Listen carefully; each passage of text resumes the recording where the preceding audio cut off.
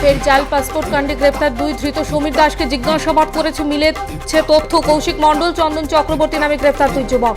দুজনেই বারাসতের বাসিন্দা। জাল সার্টিফিকেট তৈরিতে সিদ্ধহস্ত তারা। পাসপোর্ট কাণ্ডে ধৃত সমরেশ এবং প্রাক্তন পুলিশকর্মী আব্দুল হাইয়ের সরাসরি যোগাযোগ ছিল। সমরেশের বাড়িতে পাসপোর্ট নিয়ে হতো বৈঠকও।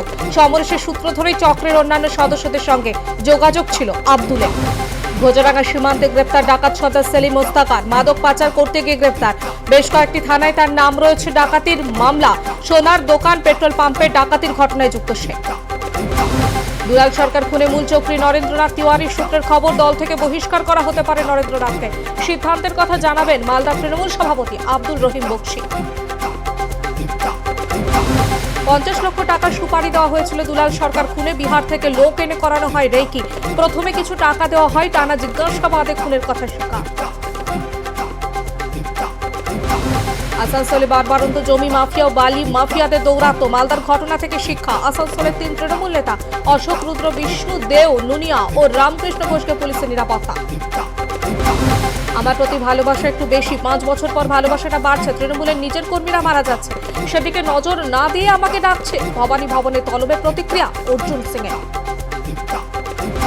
তিরুপতি মন্দিরে টিকিট বিলি ঘিরে বিশৃঙ্খলা। বৈকুণ্ঠদা দর্শনে টিকিট সংগ্রহে হুড়োহুড়িতে পদপিষ্ট হয়ে মৃত্যু হল 6 জনের।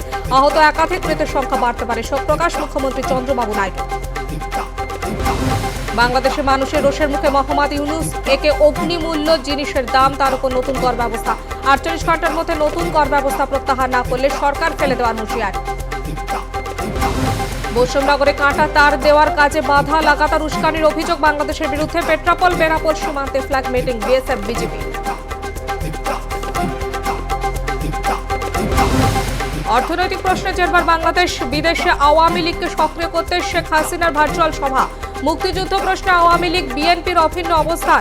জানান আপনার মতামত, দেখুন জনমত সন্ধ্যে 7টা। ভিয়েতনামে তোমার পরাণ কাঁদে, বাংলাদেশের বেলায় কেন মুখ খুলতে বাধে? বক্তা শ্রমিক শতরূপ গর্গ, নওশাদ, বিশ্বনাথ এবং অনন্যা। দেখুন টাফটক উইথ ঋতব্রত। প্রথম পর্ব আজ রাত।